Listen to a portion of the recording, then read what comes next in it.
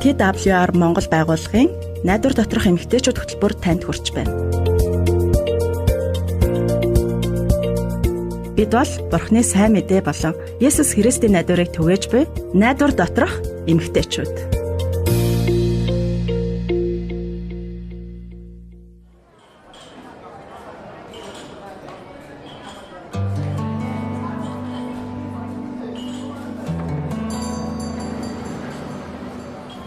Сайн уу болроо? За, танайхаа ажил амьдрал сайн уу? Манайхан сайн. Найз ногоогоо тариад, арчил тордоод, үр шимэнд хүртээ сайхан л энэ. Хоол ундаарч дутаадах юм алга. Харин заримдаа бензин шатхуун хувцс хунар сургууль цэцэрлэгийн авах юм гээд мөнгөгүй болчиход байх юм аа. Тэгээл зээл авчих юм байна штэ. Харин тийм ээ, бүгд л зээлнээс зээлний хооронд явж ин да. Уг нь намар төмөс хураасны дараа мөнгөө сайн хадгалжуул тээ. Мөнгөө зөв зохицуулах талаар хойлоо жоохон ярилцгаа. Өө тэгээл да.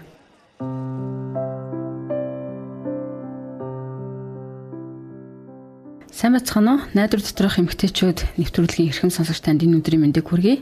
Гэрлээ жимсээ 2 нь өнөөдрийн нэвтрүүлгээ хөтөлгөөр ирсэн байна. Сайн бацхан уу? Бид бас мөнгөнд маш их санаа зовтөн шүү дээ. Мөнгө төгрөгөө аятайхан зөв хуваарлж бас сурмаар л энэ тий. Бүгдээрээ л суралцмаар байгаа ах л та. Одоо дахиад нэг ярилцлага сонсъё. Ямар зөвлөгөө өгч байгааг нь сонсогч таас анзаараад үзээрэй.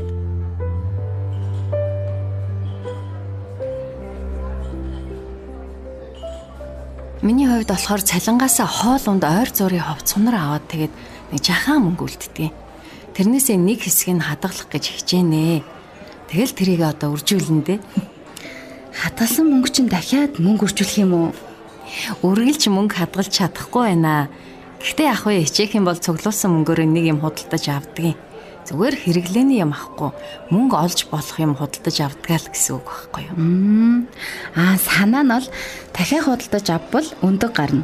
Өндгөө идчихүүлнэ, зарж мөнгө олж бас болно, тийм ээ? Тийм. Хөрөнгө оруулалт хийх сонгодог жишээ штэ. Ахиухан шиг мөнгөтэй бол хувьцаа авч болно. Манай хүү өвс хадагч авсан. Тэгээд 100 болохоор айлын хашааны зэрлэгийг цэвэрлээд мөнгө олчдаг байхгүй юу? За юм ойж чаддаг бол ойдлын машин ч бас авч болох юм. Үгүй ээ, би уг нь сургуульд байхдаа юм аяад сурчсан байсан. Гэхдээ тэрийгэ хөгжүүлэх гэж мөнгө зарцуулж байгаагүй л дээ. Зарим байгууллагад жижиг бизнес дэмжих төсөл гэж байдгийг нэ. Багахан хүү төлдөг юм байна. Тэгээд авсан зээлээ найдвартай төлөөд байх юм бол дахиад арай ахиу мөнгө бас авч болдг юм гэ. Тийм үү. Уг нь тэгдэл гэсэн л дээ. Гэхдээ би буцааж төлж чадахгүй өөр ширтээ болчих юм бол төг гэд айгаад байдаг юм аа. Тийм штэ. Сайн бодож төлөвлөж авах хэрэгтэй байхгүй юу? Зээл авсан мөнгөөрөө гэртээ хоолунд хэрэглээний юм аваад байх юм бол тэгэл бараг өрөнд орно штэ. Зээлээ буцааж төлж яагаад чадахгүй юм болно? Би ч уг нь зээлээ төлөхийн тулд шаргуул ажиллана л да. Тийм болохоор гэр бүлээрээ ярилцаж шийдэх юм бол их зүгээр шүү. Бүгдээрээ хилэлцвэл буруугүй гэдэг штэ. Тэдэнд ч гэсэн хэрэгтэй санаанууд бас байж л байгаа. Мөнгө зээл хүн ч олдож магадгүй штэ. Тэгэхээр нөгөө талаар хүнээс мөнгө зээлж байхаар 7 хоног болгон баг багаар мөнгө хадгалаад байх юм бол их зүгээр. Хэдийн мөнгө хэрэгтэй байгаач хямгадаад цуглуулж бас болно штэ. Тэр чинь харин боломжийн санаа байна. Би заримдаа шаал хэрэггүй юмд мөнгө зарцуулаад байдгийн. Харсан юм таалагдах юм бол хэрэггүй байсан ч худалдаа л авчина. Тэгэхээр л мөнгөө юунд яаж зарцуулах вэ гэдэг төсөв хийх хэрэгтэй байхгүй юу? Яаж хийх үү? Одоо төсөв гэдэг чинь мөнгөө яаж юунд зарцуулах тухай төлөвлөгөө байхгүй юу? Сард орж ирж байгаа орлогоо эхлээд тооцох хэрэгтэй. Тэгэд нийт орлого чинь тогтворгүй байх юм бол сүүлийн 3 сарынхаа орлого зарлагыг тэмдэглэж байгаад бодоод үз заяа. Хоол хүнсний болон зайлшгүй зардлуудаа нэмээд 3% бол сардаа зарцуулах дүн гараад ирнэ. Тэгээ сардаа хоол, цахилгаан, хувцас хунарт хэрэг зарцуулсан байх нь. Тэгэд харахаар чиний орлого чинь зардлаасаа зайлшгүй их байж тарна да. Харин зардал орлогоос чинь давсан байвал одоо та нар өрөнд орж эхэлжээ гэсэн үг байхгүй юу? Тэгээ тэндээс зардлуудаа сайн хянаад үзэх хэрэгтэй. Хэрэгцээгүй зардал юу вэ? Одоо тамхи шаардлагагүй ямар нэгэн хувцс хунар гэх мэт ч юм уу тийм ээ. Би ч заримдаа мөнгө хамаагүй өртнээ. Өөрийнхөө амьдралыг харахаар дутуу төлөмг байгаа юм шиг санагдаад тэгээд мөнгө төгрөгтэй хүмүүсийг харахаар бүр атаа хөдлөд байгаа. Би юугаараа дутах юм ч гэдэг юм уу? Сэтгэл гонсохор үедээ хамаа намаагүй худалдаа авалт хийчихсэн байдгийг. Харин тийм ээ, ойлгож байна. Ер нь бол наадах чи их нийтлэг асуудал шүү дээ. Бид өөрсдөө нөгөө жаахан урамшуулах хэрэгцээ угаасаа байдаг байхгүй цаанаасаа.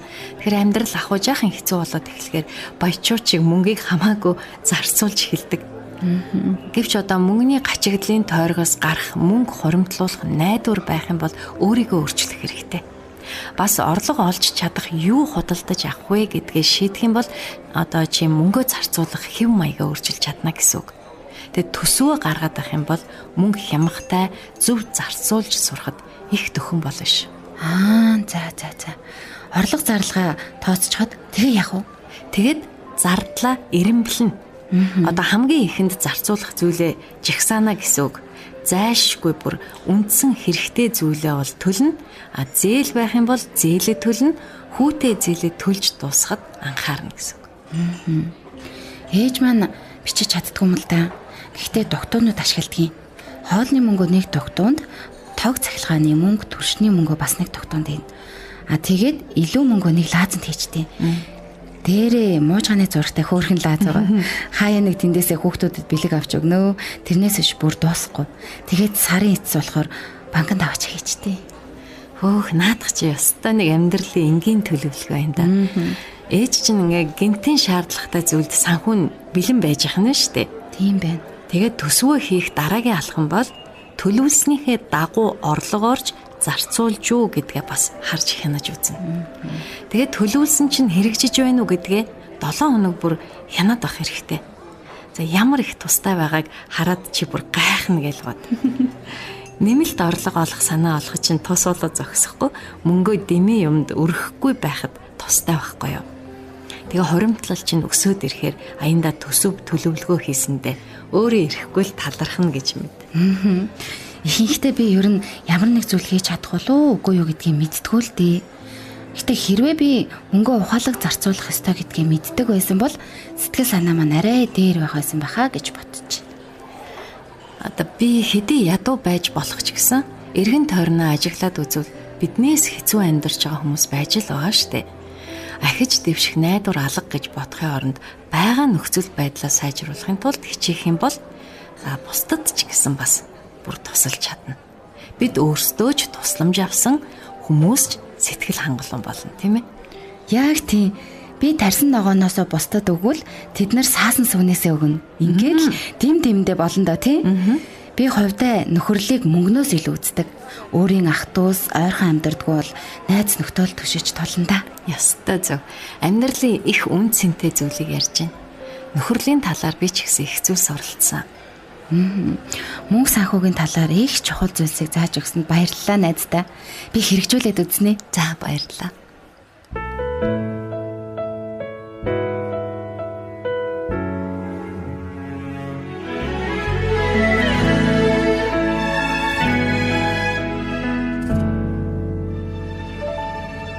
Миний туулж ирсэн бүхий л амьдрал Миний өнгөрүүлсэн цаг мөч бүхий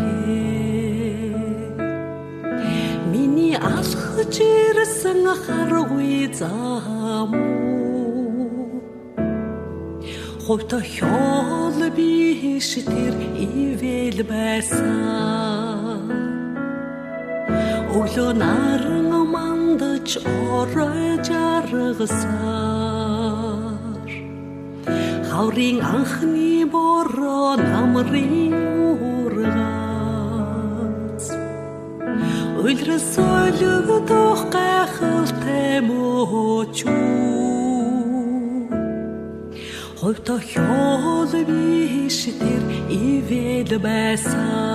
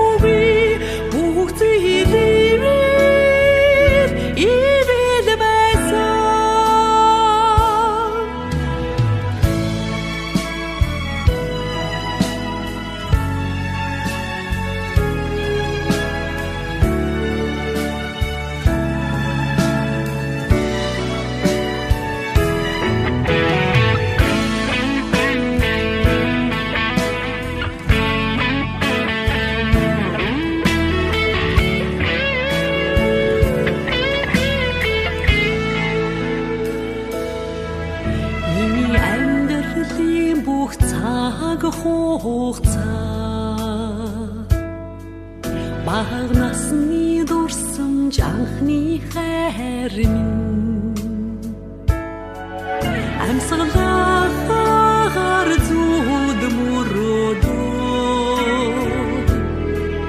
хувьтай хол биш тэр ивэл байсан би бурхны хүүхэд болсон тоо үргэлж түүнийг магтан хүндэлж амьдрна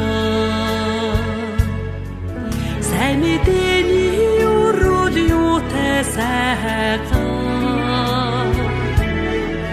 хувьтай хол биш тэр ивэл байсан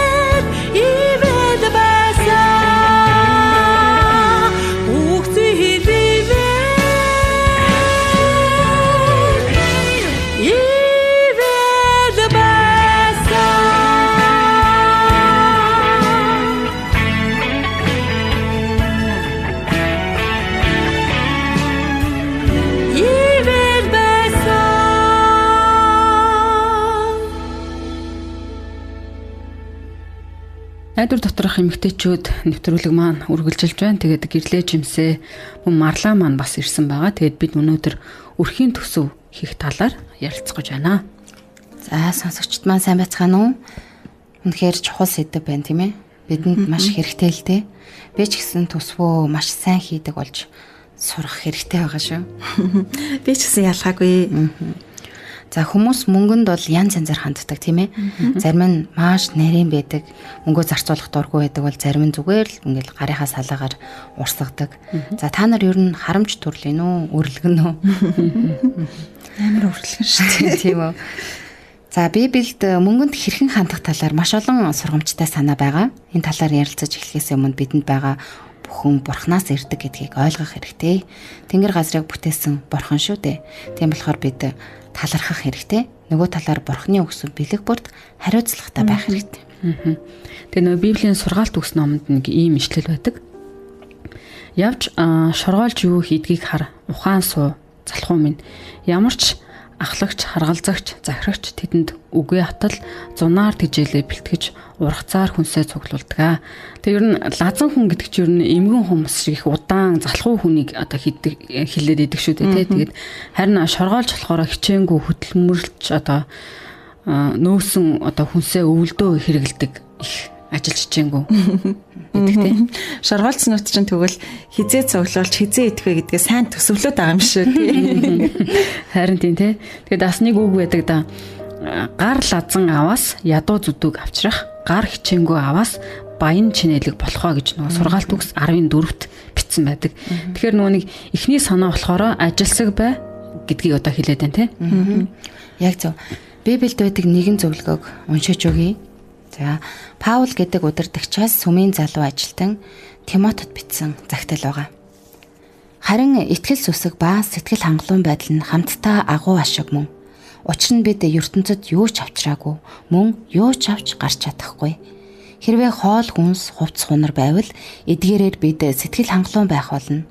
Харин баяжих хүсэлтэйчүүд нь уруу татлага ба урих, зүсэн бүрийн мунхаг, хор хөнөөлтэй хүсэл дундаг. Эдгээр нь хүмүүсийг үгээрэл ба суурилд живүүлдэг. Учир нь мөнгөнд дурлах нь хамаг муугийн үндэс мөн. Шунсан зарим нь итгэлээсээ төрж түмэн зовлонгоор өөрсдийгөө сүлбжээ. Яа, маш чухал зөвлөгөө байна тий. Нөгөө байгаа зүйлдээ сэтгэл хангалуун бай. Тэгээд шуналтай байх нь биднийг Бурханаас холдуулдаг гэсэн санаа гарч ийн тий. Гэхдээ нөгөө нэг байгаа нөхцөл байдлаа илүү сайжруулж болохгүй гэсэн үг бол биш тий. Тэгэд хэрэгцээтэй зүйлийнхэн төлөө бид шамдан ажиллах ёстой. Харин үүнийг Бурханд таалагдах арга замаар хийх нь их чухал байгаа. Их мөнгөтэй санхүүгийн гачаалд ерөөсөө ордоггүй хүссэн бүхнээ хэрэглээд худалдаж аваад байгаа хүмүүсийг хараад би яагаад сэтгэл хангалуун байх ёстой гэж та нар бодож ирсэн үү? Бас тэднэрт атаархч харамсаж одоо нэг өөрийнхөө байгаад харамсаж ирсэн үү? Би нэг Библийн ишлэлийг уншиж өгье гэж бодлоо. Энэ нь болохоор Иерэ номын 13:5 байдаг. Бага юмдаа сэтгэл хангалуун байж амьдрал чинь мөнгийг хайрлахаас чөлөөтэй байгээ. Учир нь тэр өөрөө би чамайг хизээч орхихгүй, чамайг хизээч хаяхгүй гэж альцсан гэсэн байдаг. Хэрвээ Бурхан тантай хамт байгаа, танд санаа тавьдаг гэдгийг мэдэх юм бол сэтгэл хангалуун байхад тань үнэхээр том тус нэмэр болно. Тэгэлгүй яг уу зүрх сэтгэл чинь чөлөөтэй байж мөнгнөөс илүү Бурханд хараагаа тавиад өгмөр байхад энэ ишлэл бидэнд ихээ тус болдог. За та нартай 2000 жилийн өмнө амьдарч байсан Есүсийн анхны дагалдагч нарын тухай ярьж өгье. Энэ үе бол онцгой үе байсан. Есүс өөрөө зөвхт амьдарч хүмүүст Бурхны тухай ярьж өгдөг байсан. За Есүс ертөнцийн гим нүглийг үрж загалмаа дээр нас орсон шүү дээ. Ингэснээр Есүст итгэсэн бүх хүн Бурхны зөвтгөлийг хүлээн авах боломжтой болсон. За гэхдээ Бурхан түүнийг үхлээс амьлуулан өөрийнхөө дэргэд аваатсан. Есүс бол Бурхны амлсан Тэнгэрлэг нэгэн гэж дагалдагч нар нь итгэж байсан ч үнэн дээр тэр бол энэ газар дэлхий дээрх хүний дүрээр ирсэн Бурхан байсан. Анхны дагалдагчид нь Бурхны ариун сүнсээр дүүрч Есүсийн тухай сайн мэддэг хүмүүст түгээж олон хүн Есүст итгэсэн байдаг. Учир нь Есүс тэдэнд туслагч болох ариун сүнсийг илгээнэ гэж амласан байсан. За тэд хамтдаа яаж амьдарч байсныг Библиэд бичиж тэмдэглэсэн байгаа. Үлс 2:44-өөс 47 дээр. Хүн бүрт айдас байлаа. Учир нь элч нараар Иерусалимд олон гайхамшиг тэмдэг үлдэгдэж байв. Итгэсэн бүгд хамтаараа байцгаан бүх юм нь нийт их байв. Хин нэгэнд хэрэгцээ гарах үед эзэмшил өмч хөрөнгөө худалдаж түүнийгээ бүгдэд тэд түгээдэг байлаа. Өдөр бүр тэд нэг сэтгэлээр сүмд цуглаж, талхай айлуудад хувааж, талархал хийгээд өвөөмөр зүрхээр хоололцгоон, Бурхныг магтаж, хамаг ардын хайр хүндэтгэлийг олж байв. Эзэн аврагдахстыг тэдэн дээр өдрөөс өдөрт нэмэгдүүлж байлаа гэсэн байдаг. Тэр нэг хэрэгцээтэй бүхнээрээ хамтарч жаргалтай сайхан амьдарч байсан байгаа сте тий. Хамгийн гол нь тэд нар Бурхан өөрсөдтэй хамт байгаа гэдэгт одоо итгэлтэй байсан байна тий. Хувь хүн баян болох эсгээс илүү хамтдаа явж Есүсийн тухай ярих нь чухал байсан байна. Тийм шүү. Тэд нар биднээс илүү дээр ч юм уу төгс байгаагүй. Гэхдээ хэсэг хугацааны дараа тэд хоорондоо хэн нь илүү тусламж аваад байна вэ гэдэг дээр маргалцсан байдгийн. Тиймээс удирдагчид хоол хүнсний зүйлсээ шудраг хуваарлж чадах, бусдтай хүндлэгдсэн нэр хүндтэй хүмүүсийг томилох ёстой. Хэдэн жилийн дараа өлсгөлөн болж Иерусалим дахь итгэгчид хоол хүнс мөнгөөр маш их дутагдаж байсан. Паул Есүсийн тухай сайн мэдээг грек хүртэл хэд хэдэн орноор аялж хотоос хотод одоо хүмүүст хүргэсэн. Үүний үрээр маш олон хүн Есүст итгэж хамтдаа цуглаж Бурханд итгэл мөргөл одоо өргөдөг байсан. Бурхан Иерусалимд өлсгөлөн ирж буйг дагалдагчдад анхааруулна. Зөвгөнсөө Паулаас сайн мэдээ сонсож Христэд итгэсэн шинэ итгэгчид энэхүү өлсгөлөнгийн тухай одоо сонсоод Иерусалим дахь хүмүүст туслахыг хүссэн. За ингэснээр тэд Есүсийн тухай сайн мэдээг грек рүү хүртэл хүргэхээр илгээлтийн эзэдээ илгээсэн байна. За Иерусалим дахь чуулганы итгэгчид талархаж байсан. Тиймээс Иерусалимын итгэгчдийн зовлон бэрхшээлээс хуваалцахыг үнэхээр их хүсэж байсан. Тэд мөнгө цуглуулж Иерусалим руу буцахаар болсон Паул болон тэрний хамтрагч Барнаб төгсөн. За Үлс 11:29-с 30-д Паул, Барнаб хоёр Иерусалимд буцаж ирээд тусламж хэрэгтэй байгаа хүмүүст зориулсан байдаг. Дутагдаж гачигдаж байгаа нэгэндээ туслана гэдэг чинь үнэхээр сайн хэрэг шүү тий. Харин тий. За бүр өөртөө ядуу хэрнээл одоо бусдад өгөөмөр тусалсан тухай Паулын бичсэн загтлыг одоо үргэлжлүүлээд уншиж өгье. Ах トゥ нараа, Македонийн чуулгануудад өгсөн Бурхны нэгүслийг та нарт мэдүүлэхийг бид хүсэж байна. Зовлонгийн үлэмж хатуу сорилтод байхдаа тэд баяр хөөрийн бэлхэлд байж туйлын хоосрол нь тэдний өгөөмөр зангийн баялагт халигсан юм. Учир нь тэд хэр чадлаараа болон хэрээсээ ч илүү сайн дураараа өгснийг би гэрчлэнэ.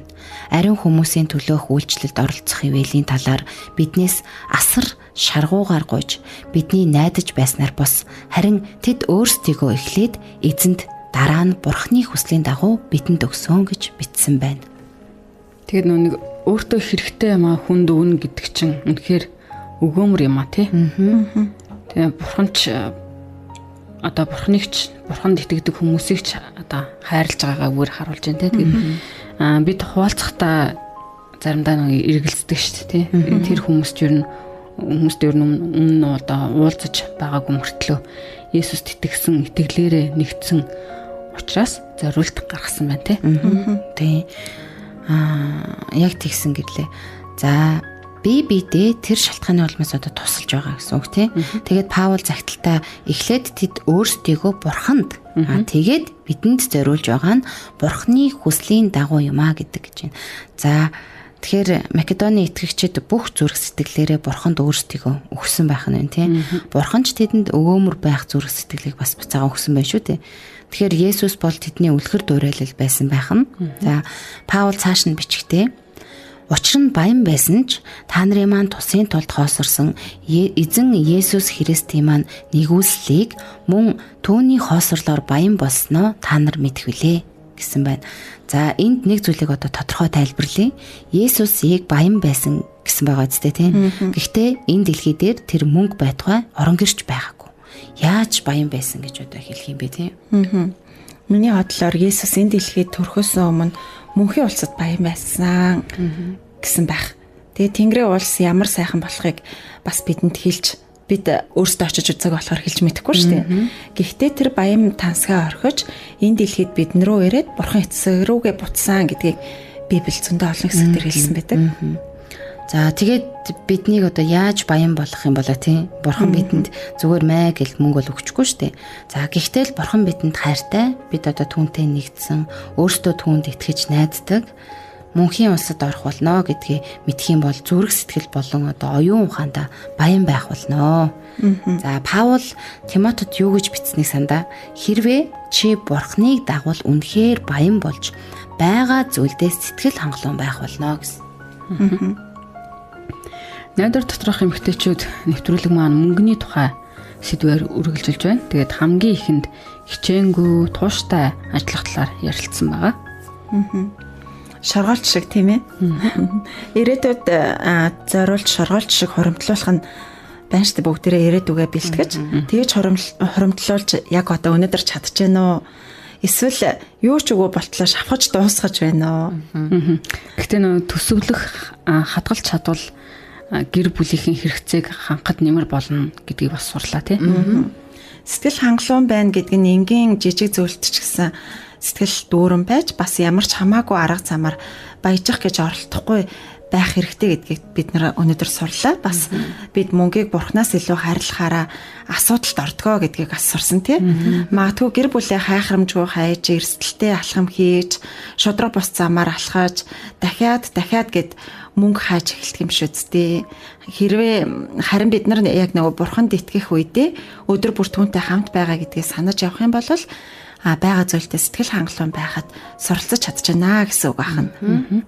Тэгэхээр нөө өөртөө хэцүү хүнд байсан ч өгөөмөр өгч байсан ихэнх үеийн одоо итгэгчдийн тухай яриа надад үнэхээр сайхан санагдлаа. Тэгээд яг л Есүсийн үлгэр дуурайлалаар хийсэн бас харагдаж байна.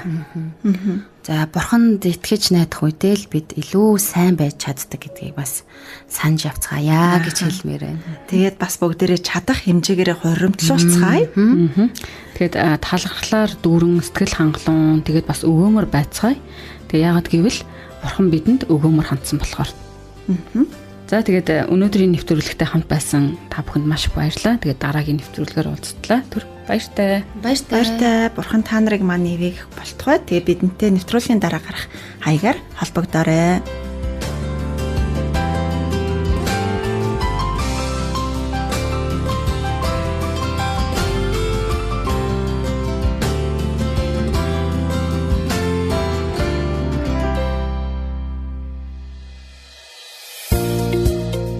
TWR Монгол байгууллагын найдвар доторх эмэгтэйчүүд хөтөлбөрийг хүлээн авч сонслоо. Та бидэнтэй холбогдохыг хүсвэл TWR Women of Hope Mongolia Instagram болон Facebook пэйж хуудасаар мөн 90700751 дугаараар холбогдоорой. Нэвтрүүлэгтэй холбоотой таны санал сэтгэлийг бид хүлээн авахдаа баяртай байх болно.